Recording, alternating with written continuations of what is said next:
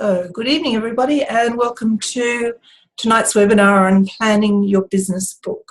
So, I'm assuming that you've expressed interest in this webinar because you're either thinking about doing that, or perhaps you've started out and struggling with your plan, or maybe you're onto your second book or whatever. So, the coverage that we'll give tonight is really about the planning stage, about the early part of the whole process of publishing. I'm just warming up my slides to get them to move to the next one. Here we go. Right, so I'm Bev Ryan. For those of you who haven't met me before or don't know much about me, I live in Brisbane, Australia, and I run a publishing business. So I help people with starting their books through book coaching, and I've been doing that for quite a while. And I also now have a team of people, and we put together publishing services. So I provide editing, graphic design for book covers, page layout, and also help people get their books to a printer and also up online for sale on Amazon. So I cover a wide spectrum of skills, I suppose, between myself and my team. So in that photo there, all except for those books are books that I've helped produce in some shape or form, either through coaching or through editing or through providing the whole gamut of skills that's needed.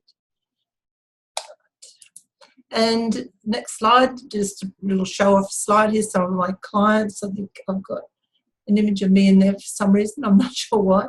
And the lady on the bottom right is not a client of mine. She's the American author Lois Frankel, who was in Brisbane a couple of years ago, and I organised a book launch for one of my clients and managed to get Lois to come and be a guest speaker. So it was an excellent book launch. So her book is Nice Girls Don't Get the Corner Office. So that was the first book that really launched her in her speaking career. So there's a lovely range of people there with all sorts of value to add to the world, and they've all moved on to do other pretty interesting things because of their books. And I won't go through all of them at the moment, but there may be some faces there that you recognise. They're all women in business and either working alone or running a small business in some shape or form. So, and that's really the target market that I look after, men and women in that situation. Okay, so what I love about books is that they're just magical little entities. It takes some time to create, of course, but from the reader's point of view, they're actually a low-cost item, but it gives a reader a wonderful view of your world, and they get a huge insight into you and the value you offer. So for a reader, it's a low-cost item, but it also creates a high trust factor. There's something about authoring a book that says authority, respect. That's, you know, if you do the book well, let's preface that. So there's not many things that a business owner can produce that will cost their client a low amount of money that will create such a high trust factor so quickly. So from that perspective, I think they're wondrous little beings, and it gives your reader an easy entry to your world. So you choose what you put into your book. You think carefully about what your reader wants, what they need. It gives them an easy entry into your expertise. And also, a book can open up the world for you. So when you become an author, your book then is an item that you can use that really leverages everything you do in an amazing way. And I think one of the things that really excites me about this whole industry is hearing about amazing opportunities and serendipitous occasions that come to people, because it's like their book is out there with an energy of its own and doing some incredible work to bring people to you. So I found my way into publishing myself in the 90s when I started self-publishing a magazine, and that was really my first glimpse of this magic world of publishing. So I've really stayed in this field since then, and worked with magazines and with books with clients. Okay, so as I was, I guess, alluding to there, it's never just about the book. So just a couple of quick stories here about well, one is a client. Marianne on the left is not a client, but she used to come to publishing workshops that I ran. So in that way, I suppose she was a client, but I didn't help with her book. She wrote a book about horse rescue, which it was her space. She's passionate about horses. And she saw a need for a book to teach people how to rescue horses in floods or when they fall into wells and all sorts of crazy things that they do. And because of her book, I've just underlined the key points there. She's sold it in many countries around the world. She's developed training packages, and she speaks on stage in a lot of places around the world now. And she's seen by everyone as an assured authority in that space. And she was in her 60s when all this started. So she says she has an unexpected new career in her 60s, which has kind of amazed her, really. And Dolores on the right there, Dolores and a co-writer wrote the book Altitude, which I did help with. They both climbed Mount Kilimanjaro together. And because of the book Altitude, it's opened up new coaching and consulting work as well as speaking engagements. And more to the point for Dolores, it has given her a newly visible voice and allowed her to stand more confidently in that voice. And that's a huge thing for many people, particularly women, I think, is that just first of all feeling, yes, I have got something to say.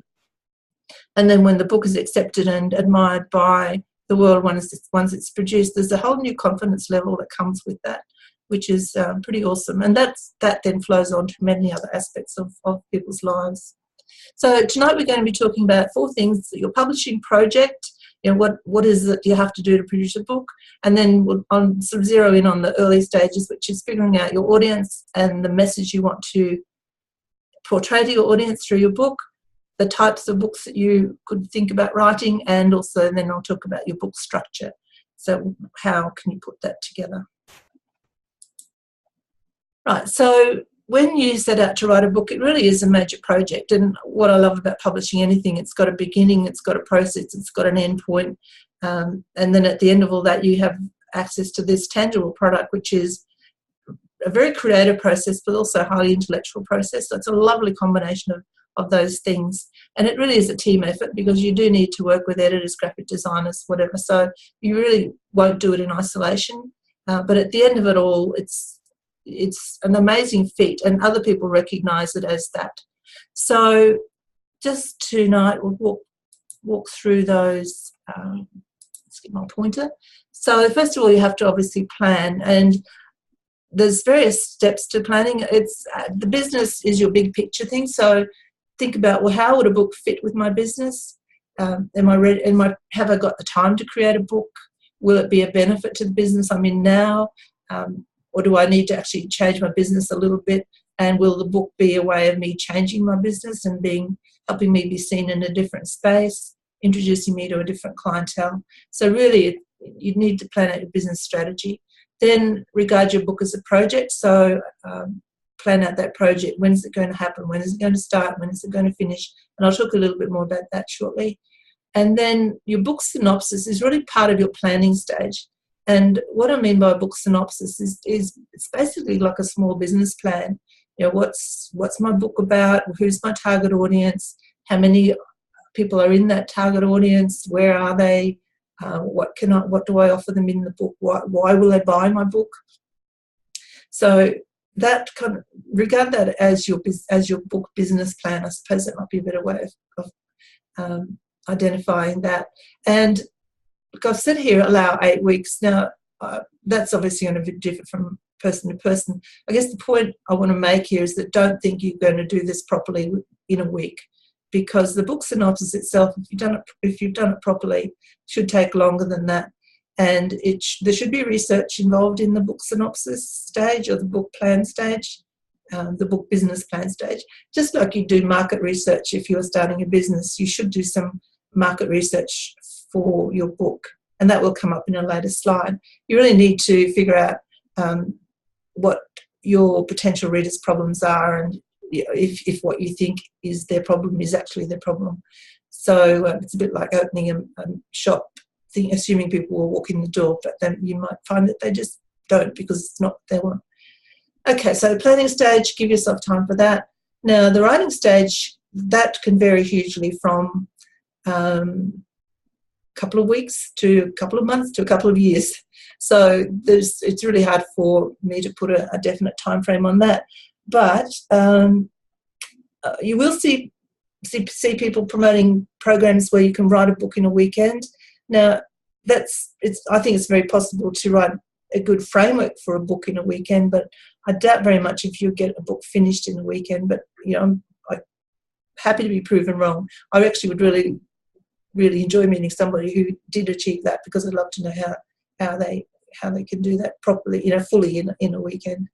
So in the writing stage of your book, this is when you put together the actual structure of your book. What shape it's going to be, how many or what the chapters are going to be, and also think about what do you need to put in the front of your book and what do you need to put in the end of your book. So the writing stage covers all of those facets, and usually it takes longer than people think. And again, that depends totally on your ability to focus on the task, find the time to do it, create your writing times in a way that works well with who you are and how you work best. And some people spend an hour a morning for a month or a couple of months and their book's done. Other people might like to take a week off here and there, or weekends away, whatever. So you really have to find a writing rhythm that works with the rest of your life. So that's usually the longest phase of the whole process. And then your publishing project then goes into the production stage, which is editing, graphic design of the book cover, page layout, printing, and allow it at least 3 months for that. And I work a lot with people in this final stage, and I always ask for at least 3 months. Four is nice. And when I say 3 months, I get a bit worried when somebody says, I want to launch my book in 3 months.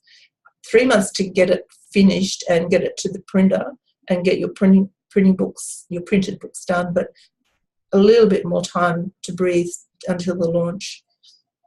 So when you're planning out your publishing project, you need to take all those 3 stages into account. And I feel like if somebody gives himself 12 months to produce a book from start to finish, that's a fairly realistic time frame. But even then, in that writing stage, you're going to have to push pretty hard to get that done. But again, as I said, that really depends on people's other commitments in their life. So just to follow on from what I'm saying about projects, what I've found works for me, and it's true for most people, I think, is that you need to set yourself a launch date or a deadline, but make it realistic, but also a little bit of a push. I know when I did my first magazine, I actually organised a distribution company before I started the magazine. So they said to me, yes, we'll distribute your magazine to the news agency, and we want it in the news agency by the 1st of January, I think that was 1998.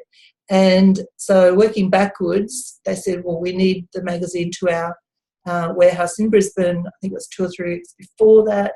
So then I worked backwards from that. So that working backwards is the best way to then suddenly realise that, whoops, actually, if I'm going to make that happen, I better start work. I better take this seriously, and I better knuckle down. I better start the work this week or this weekend or whatever. So I also suggest, as I said before, don't make your launch date too much of a stress. But when everybody has an accountability date or a deadline, then things will happen. So then you can just figure out what help you need, and as I said, editing, graphic design are critical points, critical factors. What resources do you need to start for researching? Sometimes people need to borrow money to pay for the production. How are you going to make that happen? Then working backwards, when do you need to begin? And usually it's, okay, well, what can I do this week, tomorrow, to get this whole thing off the ground?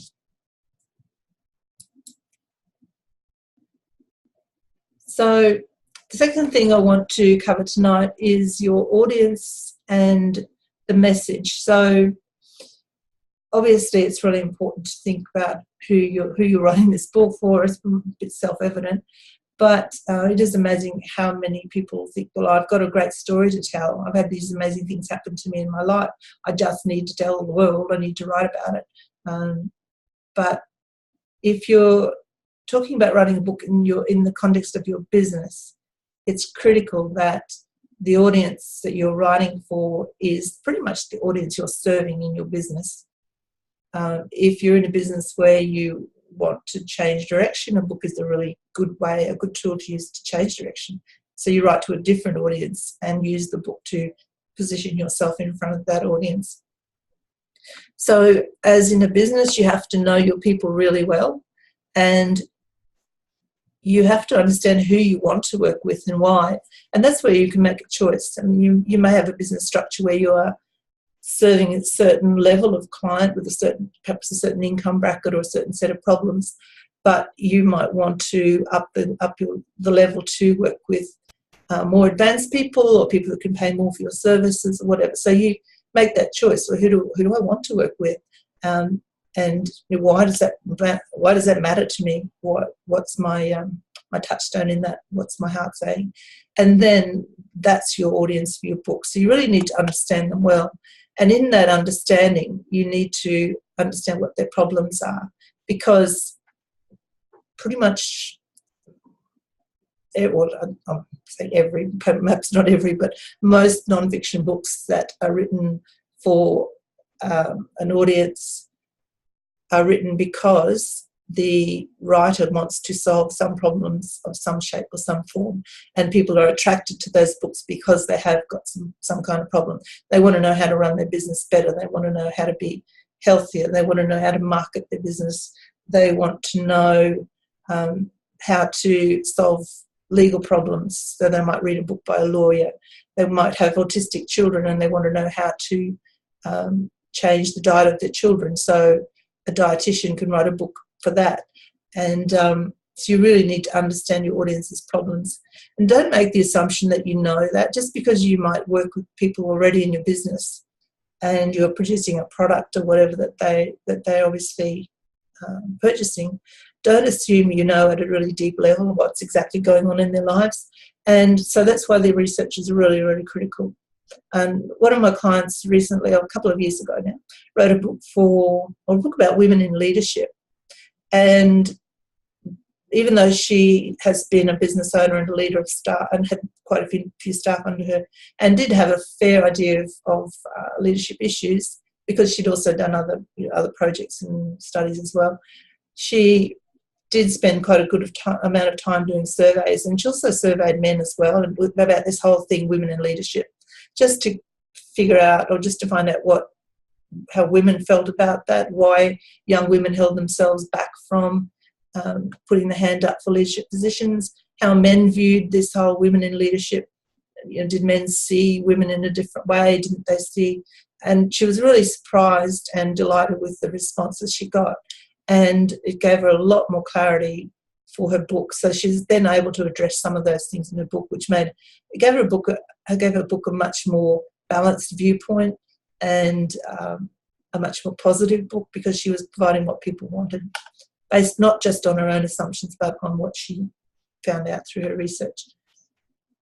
Then once you understand who your audience is and what their key problems are, then your purpose as an author is to offer an elegant solution. And I use the word elegant as in attractive, ease.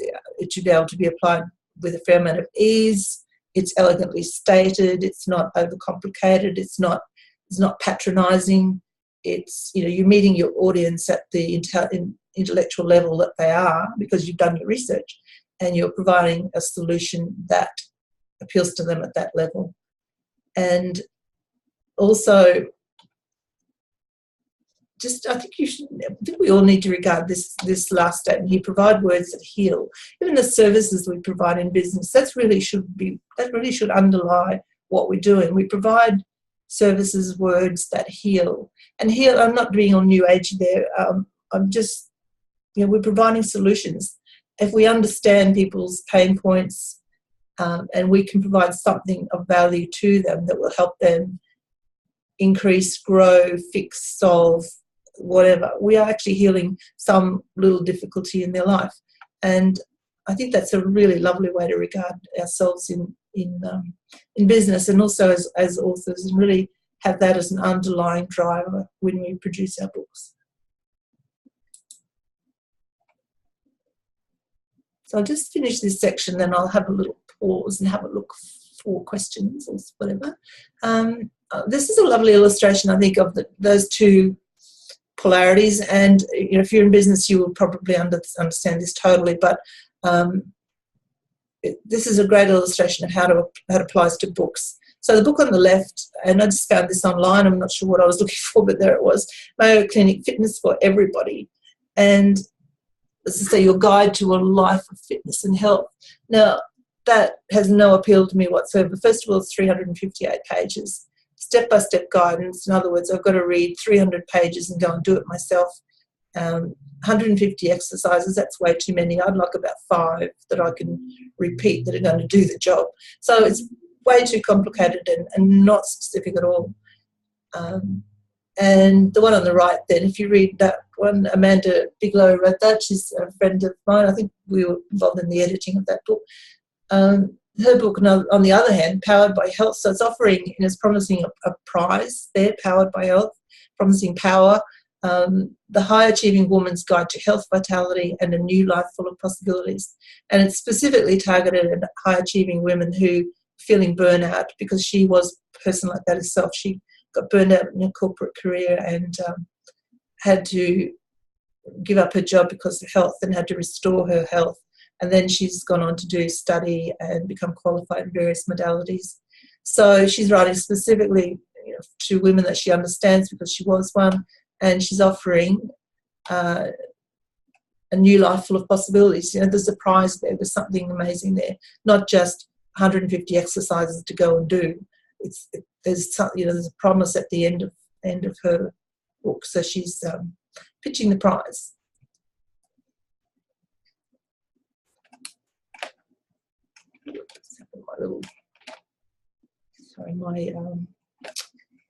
My little tube is playing up. Here we go. So just on that same thread there, what problems have these authors addressed? So if you haven't done this before, just start looking at books and look at book titles. And a good book title, and particularly the subtitle, should be able to tell you pretty clearly who the book's for, what problems the author is addressing. So even that large book there, 1001 Ways to Market Your Books, so straight away there tells you don't even need a subtitle for that. It's very obvious who that's for and the problem that it's addressing. The little green book. Oh, my little... Sorry, I'm just playing around with my pointer. It's deciding to have a little rest. The little yellow book there, Making a Living Without a Job, that's been around for a long time. It's written about home-based employment, basically. It's written by Barbara Winter many years ago for people who wanted to break out of a corporate career and find another way to make a living.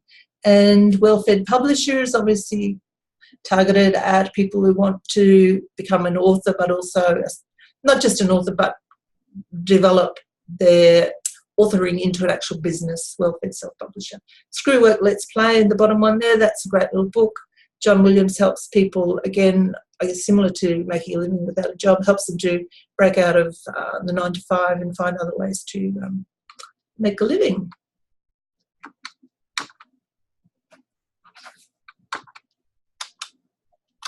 Oh my goodness, just having a few.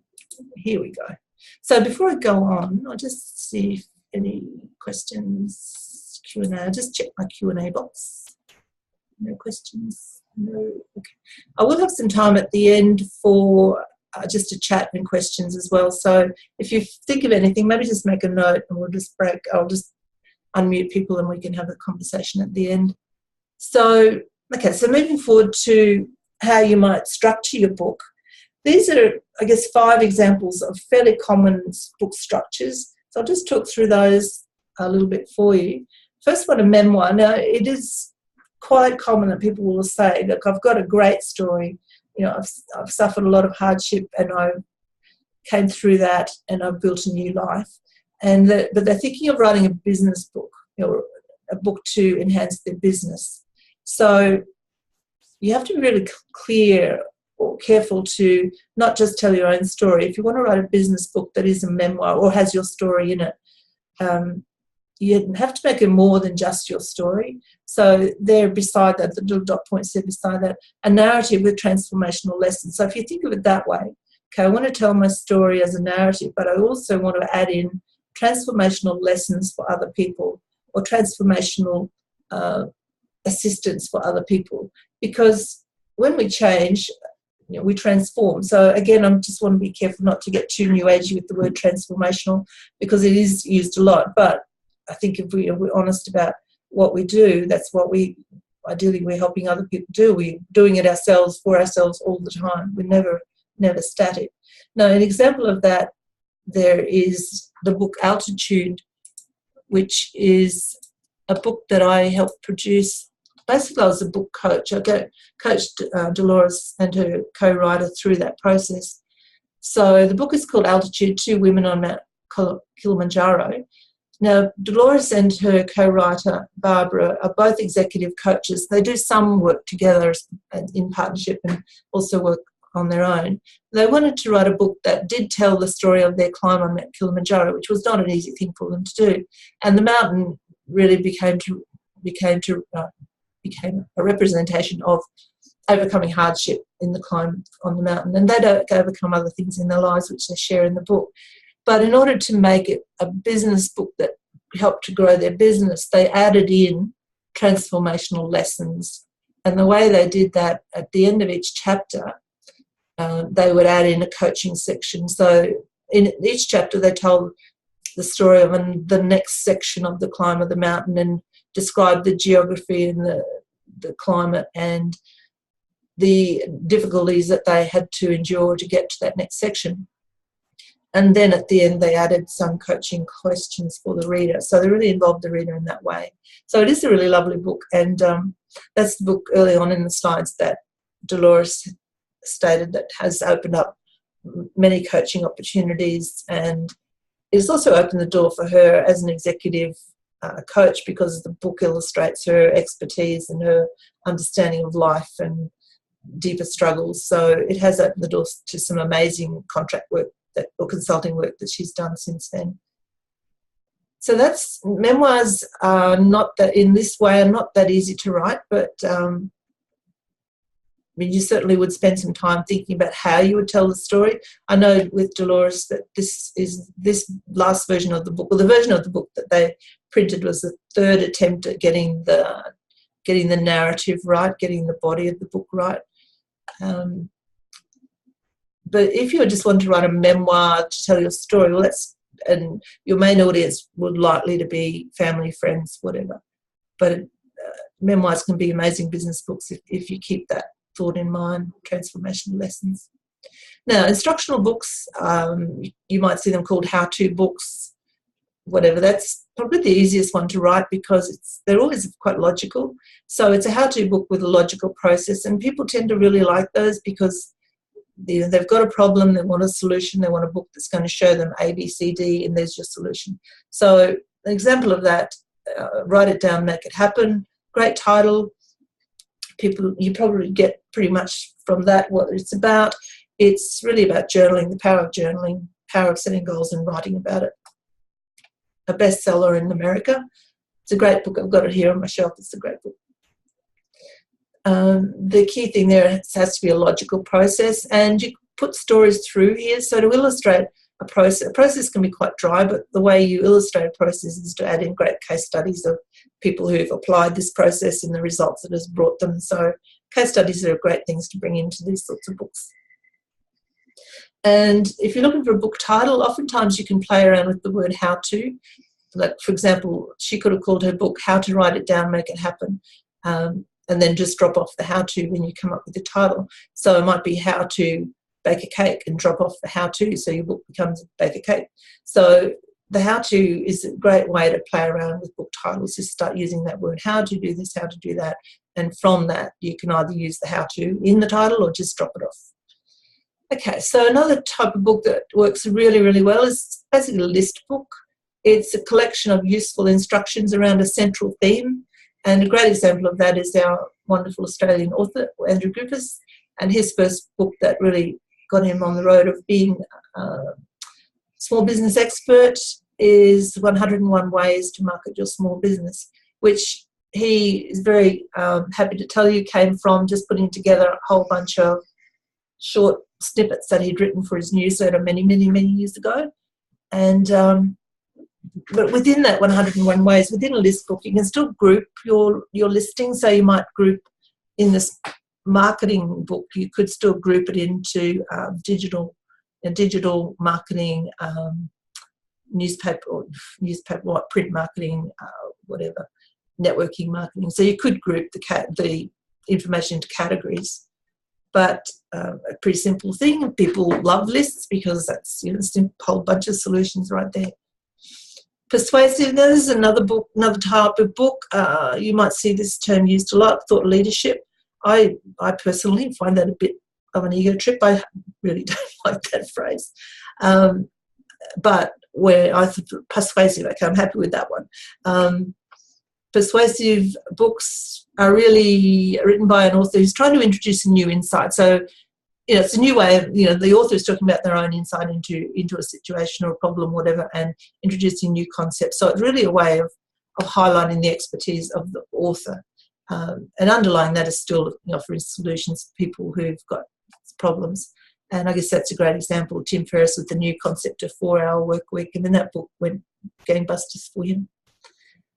So if you're wondering about the word thought leadership, just think persuasive. But you have to be able to do it pretty well, based on not just your own thoughts, but a bit of research backing up your presumptions and your ideas.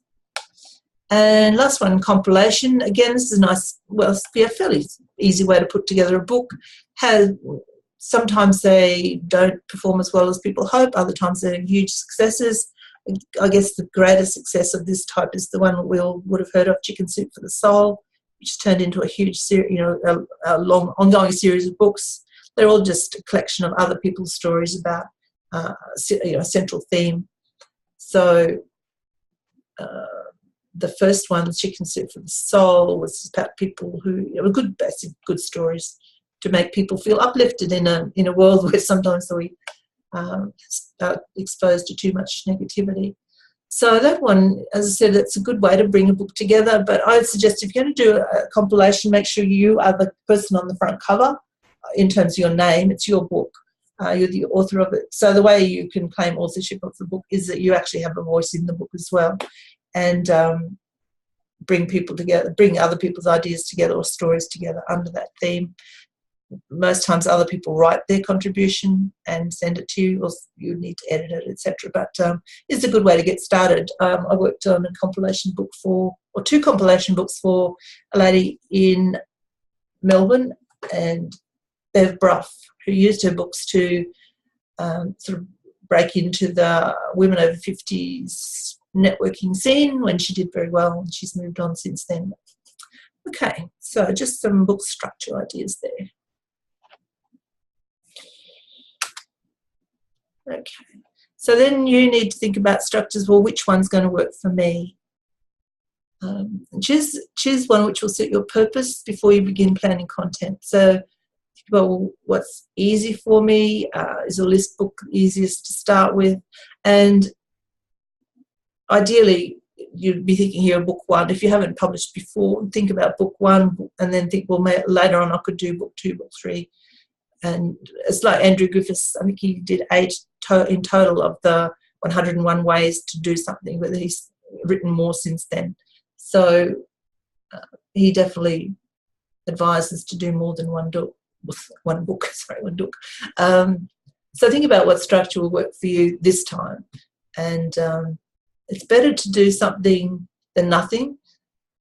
And just, if you're a bit nervous about this whole author thing, choose a format that is going to be what you might regard as easier, or not easier, but more comfortable. You're not so fearful of it. Maybe a compilation. Use that as a beginning book, just to get you out there, get you on the front of a book, learn the process involved, get comfortable with the whole thing, and then from there you could do something more your own. So really spend a bit of time thinking about that whole section.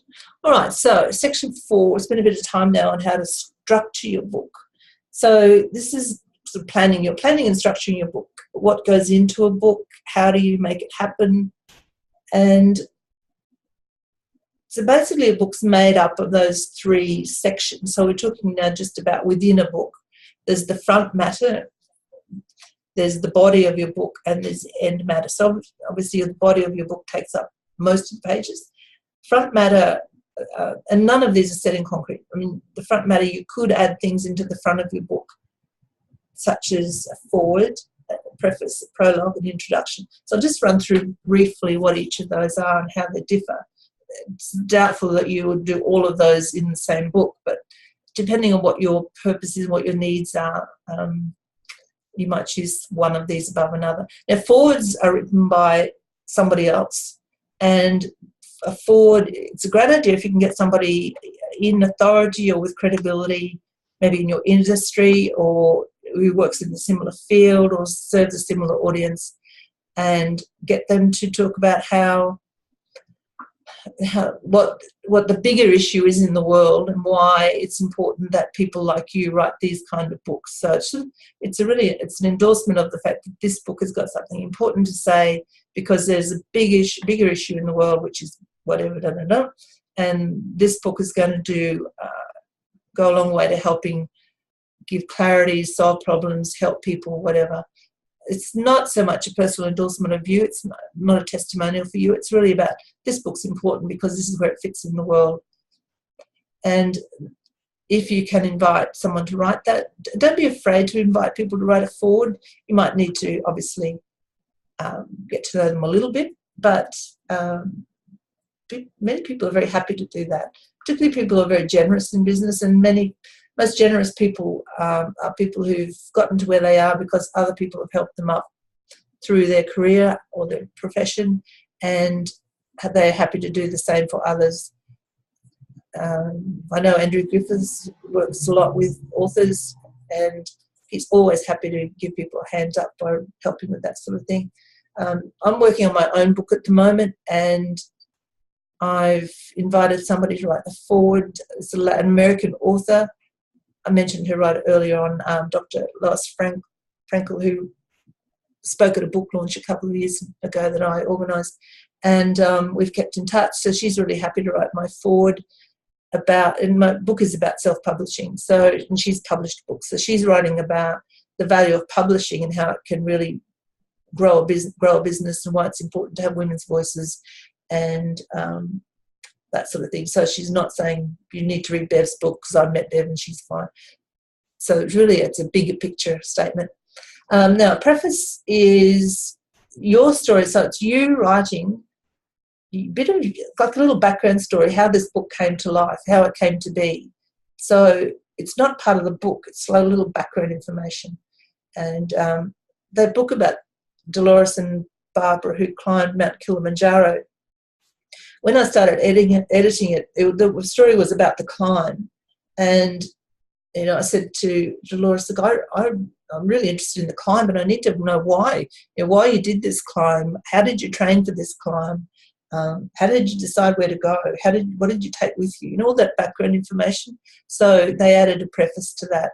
They added it individually, actually. So they both told their story, which led up to how they came to be in Kilimanjaro climbing a mountain. So that can be a really important tool to use. Now, a prologue is sort of similar. You wouldn't use a prologue and a preface probably at the same time. Prologue kind of sets the scene, like what went on beforehand. And generally speaking, if you use a prologue, you would use an epilogue, which is what went on afterwards. That can be a tool that people use in fictional books, not so much non-fiction, but it might work for you if you feel like the reader needs to know what was going on before this book started and what went on after it finished, and not in terms of your life, but how it might have impacted or whatever. So it might be a tool that could come in handy. An introduction is basically the background that's necessary before someone launches into chapter 1. So an introduction, like in my book about the value of self-publishing, my introduction could be how I got into self-publishing through my magazine and how it impacted my life. Or see, that could also be the preface. So you just think through which of these tools would work best for what I need to tell people before they read the book. Okay, then there's the body of your book. Now, just a word on that. Most times when I receive manuscripts for editing, there's none of this. They haven't thought about any of this. So I generally give them guidance and go back and say, look, you really, ideally you would do maybe a prologue, depending on the book, a preface. So that becomes another writing task, which adds more time. So always factor that into your writing schedule, is that you need to do the front matter. You'll do that last. You'll do your body of your book first. So this is the long part of your book, the manuscript in chapter format, and I'll talk about this a little bit in more depth shortly. And the end of your book, that's where you can add in material that, again, enhances your book. So you might be writing a book about that's got a fair amount of terminology and that's relevant to a certain industry, and don't assume that everybody's going to understand the words that you're using. So that's what you do in the back. Glossary is a list of terms used in the book and what they mean. References. So again, if you reference any resources in the book, whether they be websites or magazine articles or books, you need to cite where that's come from. The easiest way to do it in terms of formatting is to put the references in the back. Put your little numbers through the manuscript, your little superscript, 1s, 2s, 3s through the manuscript, and then put your list in the back. Index in the back, I don't think any of the books I've worked on have an index. Now, an index adds an extra cost. I believe from a librarian's perspective or library's perspective, if you want to, say if you're running a non-fiction book that you want to be regarded seriously as a reference book, put an index in it. So be prepared to add the cost of an index to your book if that's what you want to do, how do you want it to be seen. Appendix is where you might add in extra bits and pieces like extra tables or extra information. Bibliography is obviously a reference or list of books that you've referred to or books that you've read for your research could go in there. Okay, I'm just going to check again any questions. Can't see any. Next slide. Wakey. Okay, so now I'm talking about the body of the book. So, I've just talked about the front matter, the end matter, and the body. So the body is the middle part, the big part of your book. So I just wanted to drill in, focus more closely on that now. And in the work I do, majority of the books I help people with are taking their readers on a journey, and it's really important you think of your book that way. It's a bit like if you're making a movie. Now, we all understand if you're making a movie, you have to think about the audience journey through the movie. You have to tell a story. If you get very confusing or too kind of crazy with the way you put things together, your audience is just going to walk out of the theatre or turn the TV off, whatever. You want to engage your reader. So it's the same thing in a non-fiction book. You really need to take them on a journey. It does not mean that you have to make it like there's drama and theatre and high points and low points. You don't have to do that. Again, it depends on what the topic is. Case studies are a good way of adding the humanity to your book if you're writing about a process. Case studies are great because in your case studies you can say, well, this person, or the person tells their own story, or you can tell it for them. I was suffering with this, or this was going wrong, that was going wrong, and then I did this and I did that, and things got better and things got amazing. So a case study is a great way to add that sort of drama, that human element to a non-fiction book. But I just use this little image here to help people think about what steps you'll take your reader through to take them from pain to gain. So remember I talked earlier about understanding what someone's problems are. Why are they picking up your book? Why is someone reading a book about how to use LinkedIn? It's because they want to grow their business and they're not sure how to do it, but they've heard LinkedIn works really well. So that's their pain. Their problem is, I want to use LinkedIn, I have no idea how to do it. And the gain would be just getting the expertise and growing their contacts on LinkedIn, but also turning them into connections, maybe clients, getting people from LinkedIn into their own database, turning them into long-term connections and possibly, hopefully, clients. So that's the game. So the book there, in a book about LinkedIn, I'm referring to Adam's book here, and many of you know Adam Houlihan. His book very clearly takes someone from the pain, I need to use LinkedIn because my business is struggling, I'm sick of doing marketing, I've just no idea what I'm doing, blah, blah, blah. I want something where, I know the people I want to reach are on LinkedIn, but I don't know how to do it. So that's the pain. So the steps then will be a logical process. And Adam's written a book about it. He also runs coaching programs with this process as well. And I can't remember the steps off the top of my head, but it's really going to be similar to just knowing who your audience is, knowing what the problems are, finding them on how do you creating great content on LinkedIn, So he's logical set of steps. Now the steps in this picture are 5. You might have 7. Wouldn't go many more than 7 because you don't want people to feel like whatever your process is you're taking them through is really long and difficult. If you had 11, it's like, oh my goodness, that's too many. It needs to be doable in somebody's eyes. And for some reason, odd numbers work really well. 3 might be enough, 5, 7, whatever, steps. And you need to really understand what they are. Now, you may or may not actually articulate in your book, I'm taking you through 7 steps to get you from here to there. But it might be what gives you the framework. Other books are very obviously open, like 7 steps to success or whatever, 7 habits of highly effective people.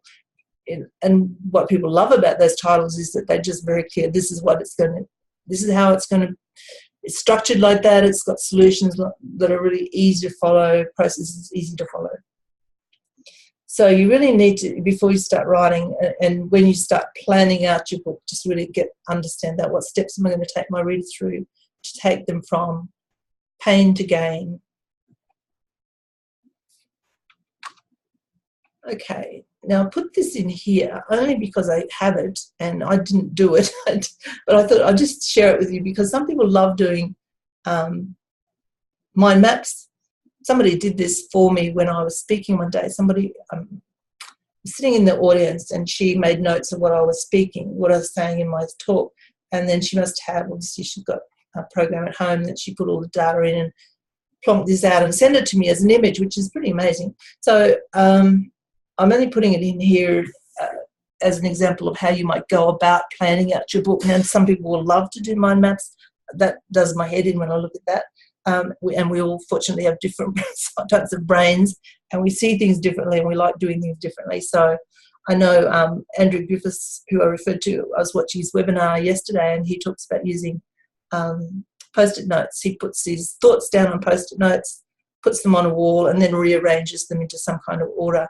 Again, that's not how I work. I would rather make notes on paper and then number them in the right order they should be and then write another piece of paper when they're in the right order and then from there break those down. So that's how I'd work best. So you really, you'll know how you work best. But this is similar to what I'm talking about tonight, but a little bit more detail in it, similar to what my book's going to be about. Publish to Build Your Business, 7 Essential Steps, and that's what I spoke about. So my number 1 was why. Why should you publish? Who are you publishing for? What are you going to publish about? How are you going to structure your book? How are you going to make it happen? When is it going to happen? When are you going to deliver it?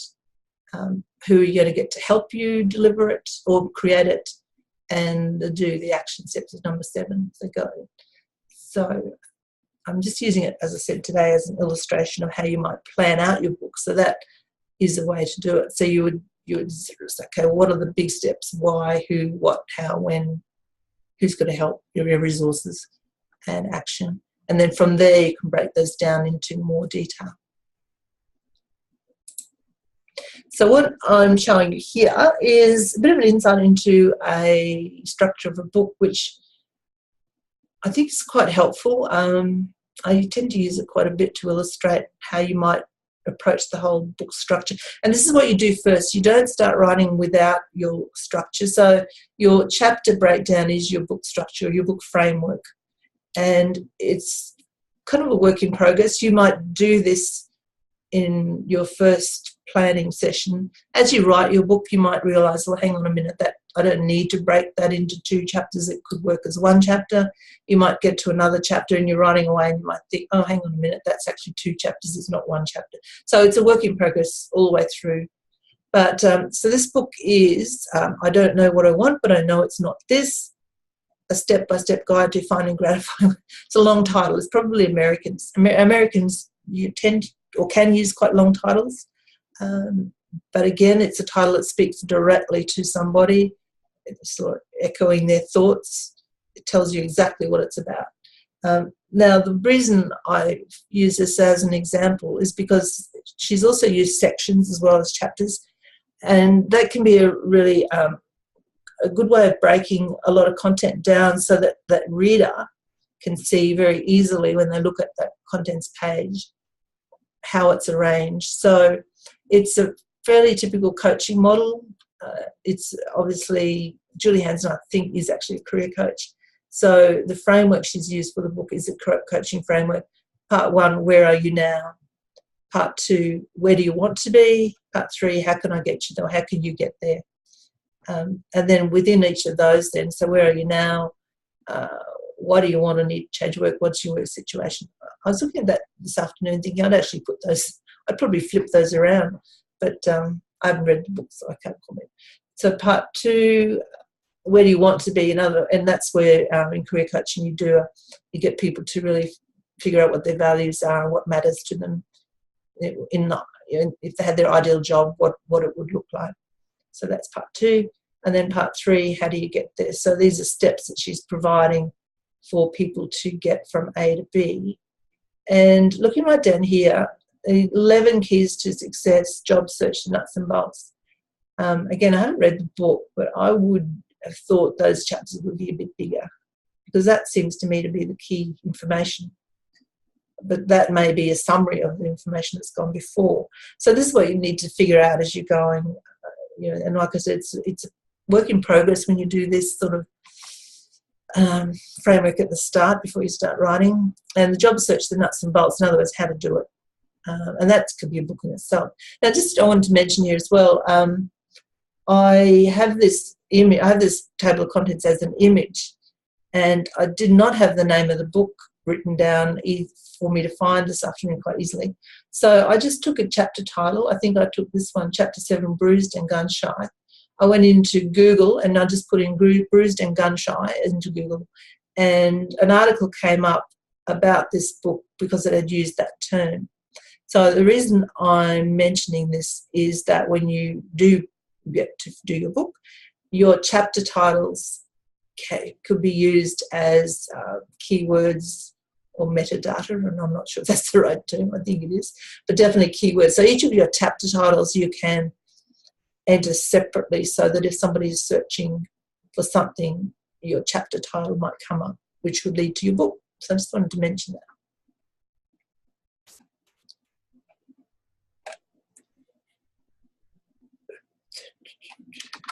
Okay.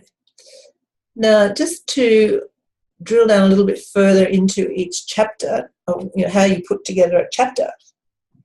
Basically, this is a format, sort of a simplified, stylized format for the chapters in the book I'm working on now, which is called Smart Women Publish. So I made a choice with my book to focus on the women's market because I haven't been a history of publishing magazines for women. My database is mostly women. Most of my clients today are still women. Having said that, the last couple of clients I've had are men. So I'm sort of seeing, the moment I'm tossing up, do I write this book for women or do I just write it about publishing? And I'm saying this because, as I spoke to David early on before I started, we're all in business. We're all in this together. You're business people. I'm in business. Sometimes we can share things we struggle with as we go. And that whole, that whole niching question is always a dilemma for people. I think particularly that choice, do I do a market to men or do I market to women or do I market to both? At this point in time, it's Smart Women Publish. And so keeping that in mind, this is basically how I've broken the chapters down. And I'm getting there, it's still in progress. So what I'm saying to the reader is in chapter 1, I focus on your business goals. So you really need to know what you want your business to be like, and then how the power of publishing, so how publishing could help you achieve your business goals. So there's a logical structure there. That who wants what you have, in other words, understand your audience. Why would someone want to read your book? So that's really about just being really familiar with who your audience is and what their problems are. Then plan your book project. So that's about what the whole big project in place. Plan the book itself, the structure of your book, write the book, build your audience as you write. So don't assume you're going to have people lined up to buy your book. So how are you going to build your audience as you write? Produce your book. So how do you do that? Editing, graphic design, printing, and leverage your book. So when your book's done, how can you use it to grow your business? So it's a pretty logical process there through the book. Then within each chapter, this is a really good guide for how to figure out what to put in each chapter, apart from the content, how to structure your chapter. So so what's this chapter about? So this chapter is about, and you don't have to be quite so literal as that, but your business goals, why that's important, and why it's important to know what your business goals are before you start to write. So how are you going to figure that out? So the what, why, how, you'll see that's gone through each of those. So just keep that in mind as you're running each chapter. Start with the what. The what's this chapter about? So in Build Your Audience, for example, who are the readers? Sorry, Build Your Audience, sorry, is not your readers. Build Your Audience is basically increasing your followers or increasing your database so that when your book is ready to go, you've got an audience waiting to buy it. So that's what that chapter 7 is about. So that would be the explanation of what's this about. Why is important? Why is this important? It's important because just to carry on the momentum of your book, have it people purchasing it straight away, wanting to buy it, talking about it, rather than have a book finished and then sort of crickets and then thinking, well, what do I do next? So that's why it's important. And then how do I do this? How do you build your audience while you're running a book? So that's a really the most logical way to structure each chapter. And even if you use those words like chapter 1, leverage your book. Chapter 9, leverage your book, and then you do a little introduction, and then or do a little quote to start your chapter or something like that. Then what? This chapter is about da da da. Why? Why is this important? This is important because da da da. How am I going to do this? Da da da. You can do this by da da da. You can actually be that literal if you wish, because like I said, you're making the reader's job easy. They don't have to figure out what you're doing. If you make it too hard and too fancy and too clever and too obscure and too highbrow, then chances are it's not going to achieve what you want it to achieve. Having said that, I think I said earlier on, it's really important you know where your audience is at. You need to understand, here, chapter 3, who wants what you have. You need to understand your readers really well, because you need to know, like, if they know very little about your topic, well, you need to tell them a lot. If they have got a really firm understanding already of what it is you're talking about, don't be condescending and talk about it as if they're beginners, because they will just, they don't want to, they don't want to be treated that way. They won't even bother with your book. So that's why it's important to know your readers and to know what knowledge they have already, what knowledge they want to gain, where they want to be, what they want to achieve, and how you can position your book to that audience at that level. So that's really important. Okay, just checking questions.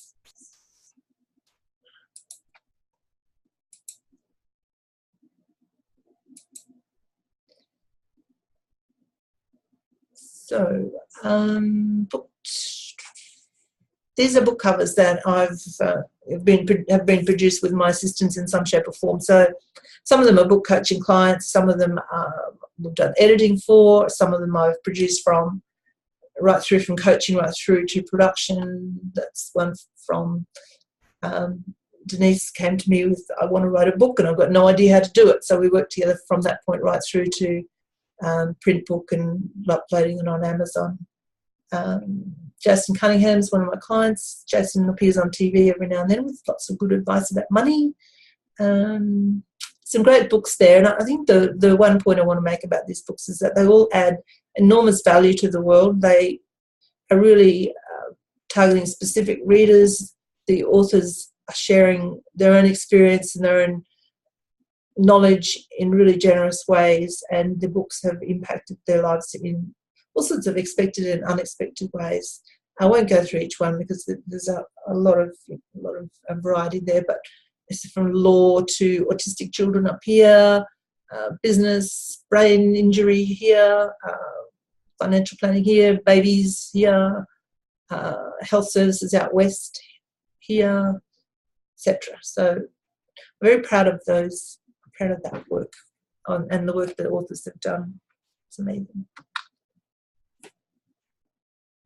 So my encouragement to anybody who's thinking about writing a book, release your own remarkable through the pages of your book. Don't hold yourself back. Don't be afraid to really open up and share your knowledge and wisdom and your vulnerability and your honest voice through the pages of your book, because it's going to open up the world to you and open you up to the world in many sorts of amazing ways.